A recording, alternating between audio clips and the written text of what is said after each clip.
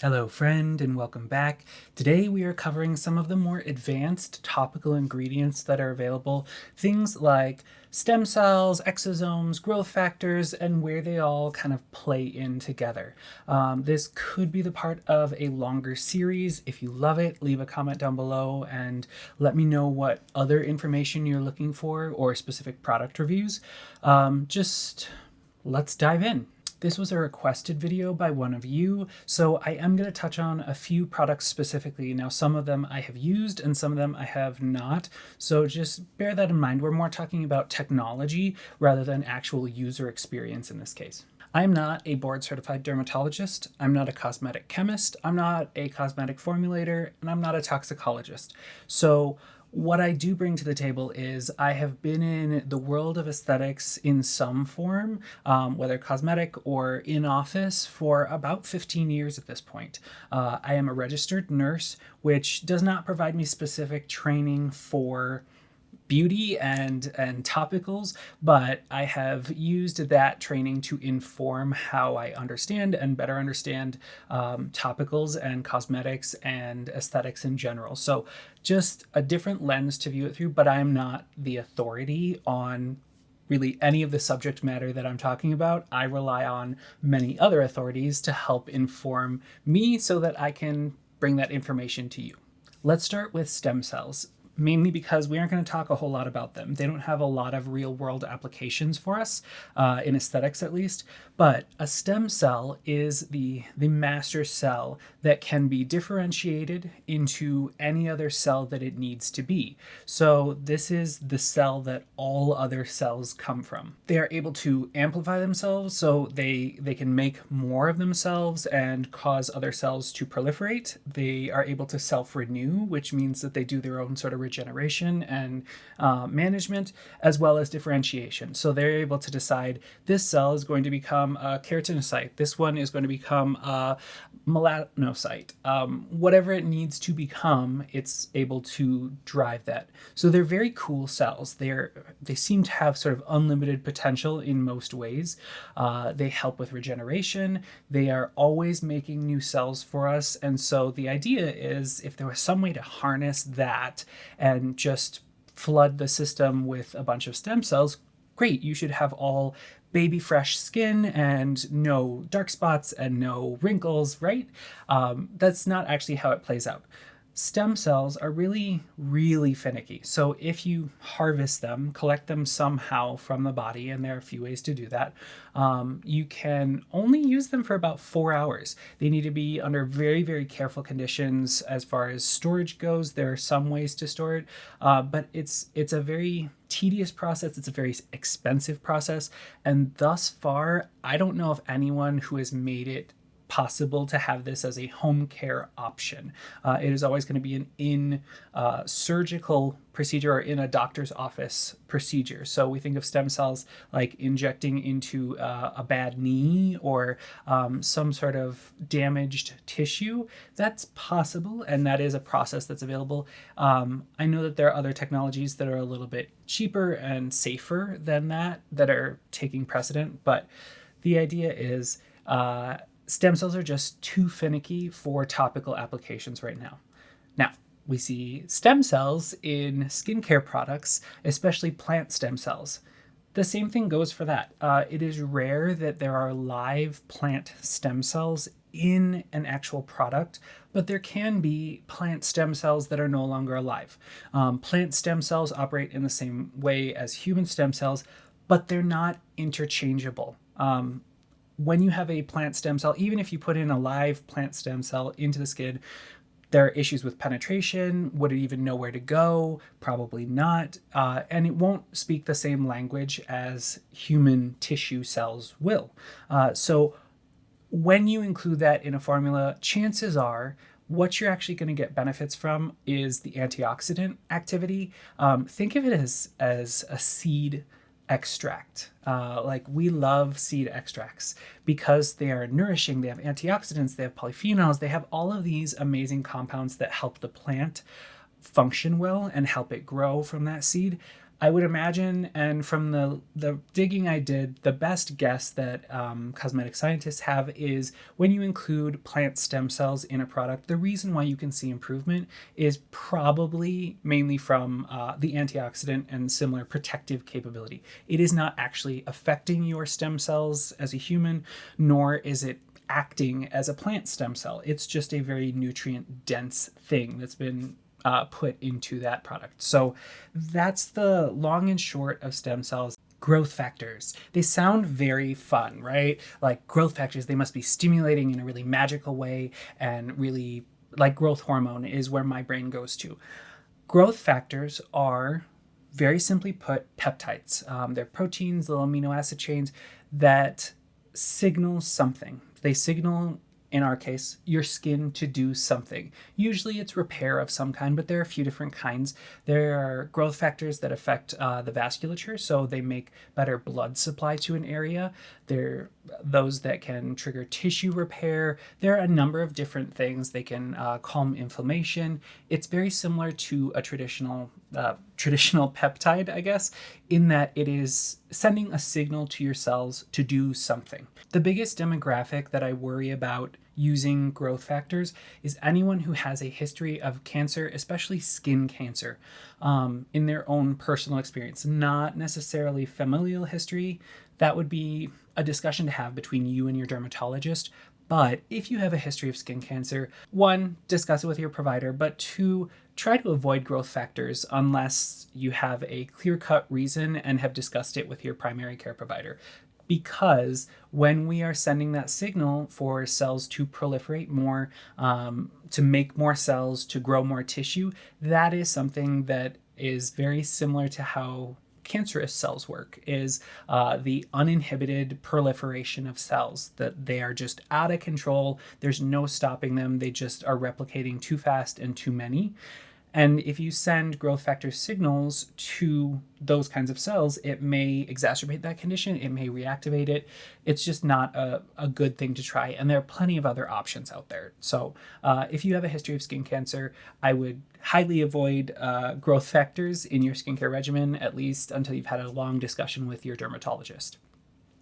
For the rest of us, growth factors are often relatively inexpensive as far as advanced skincare additives go.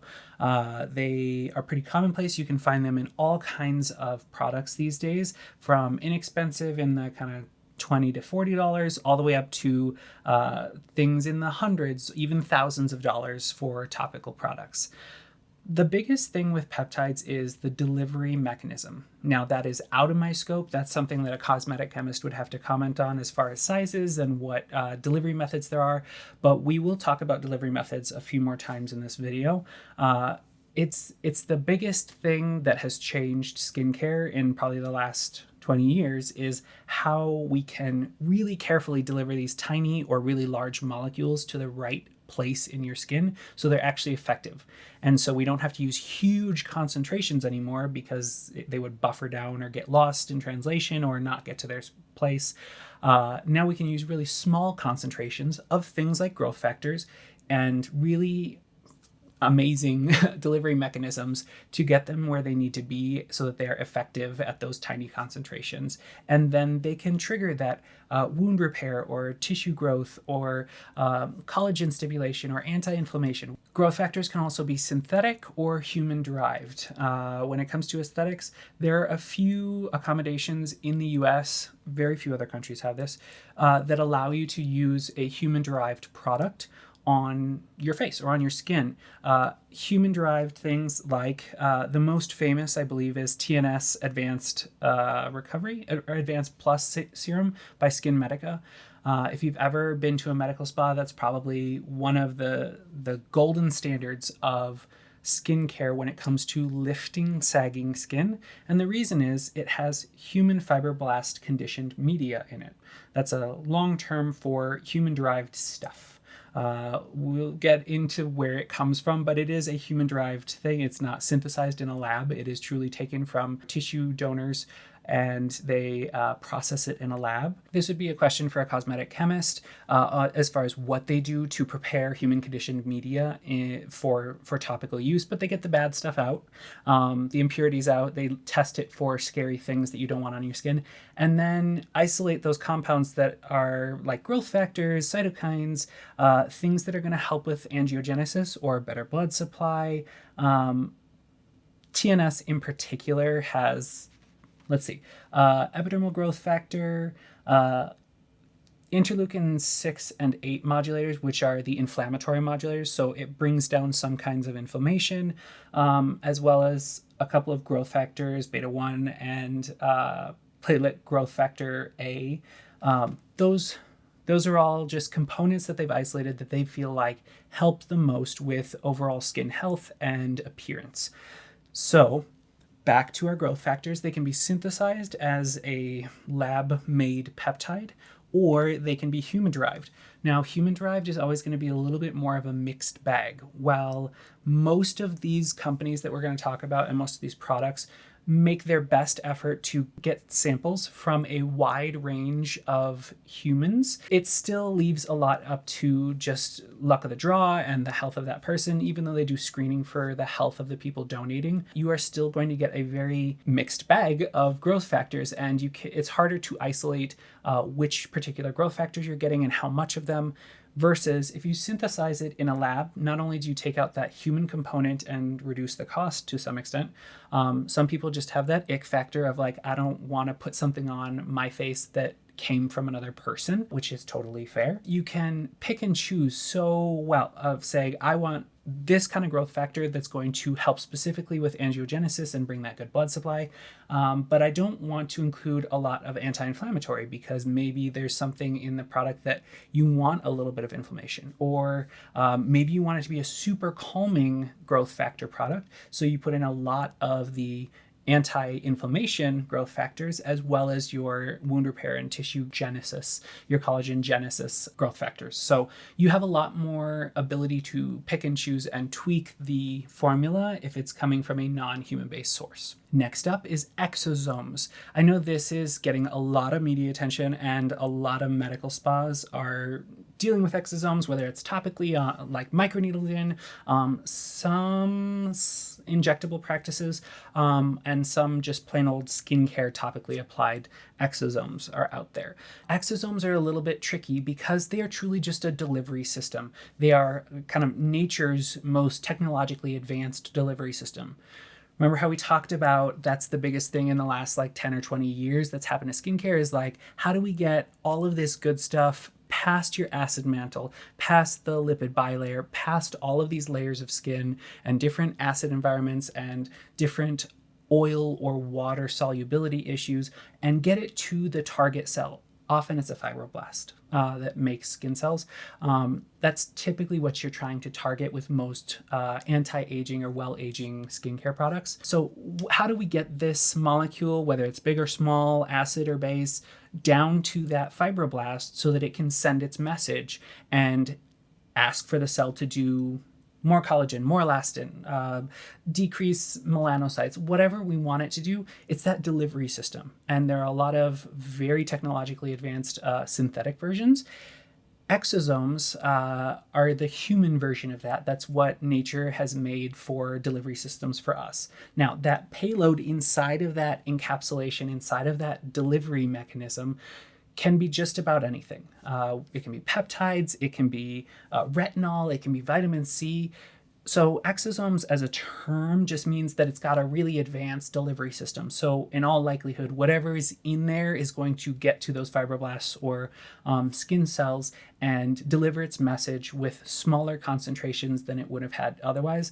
Or in some cases, without a delivery system, some molecules won't make it there at all. They'll just sit on the surface and wait to be washed off. So unless you're digging deep into a certain product, just know that if it's advertising exosomes, it's gonna deliver its payload pretty well, we think. When we talk about breaking the skin, like microneedling or energy-based devices like lasers that make microchannels in your skin, that's its own kind of delivery system. We've broken through the biggest environmental protection part of your body, your skin barrier.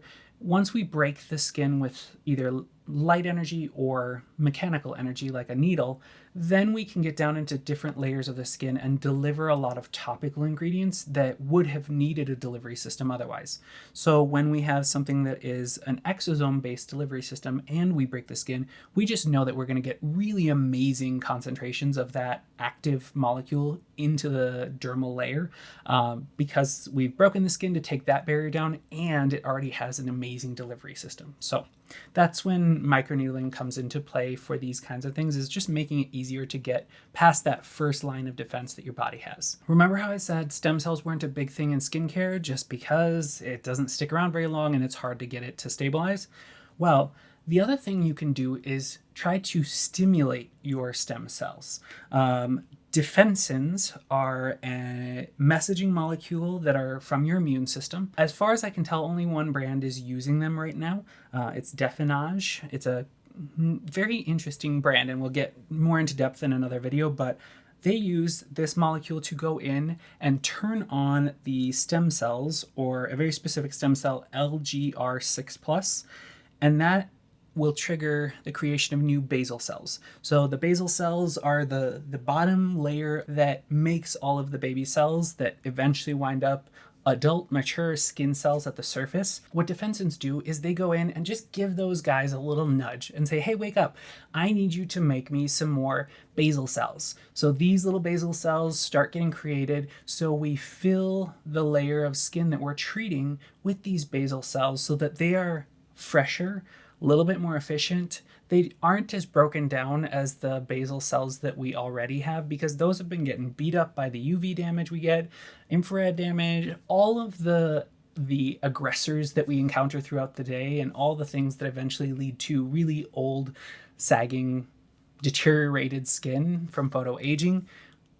That's coming from those basal cells because they're tired. They've been working hard and they've been churning out new cells 24 hours a day, 7 days a week for however many years you've been alive.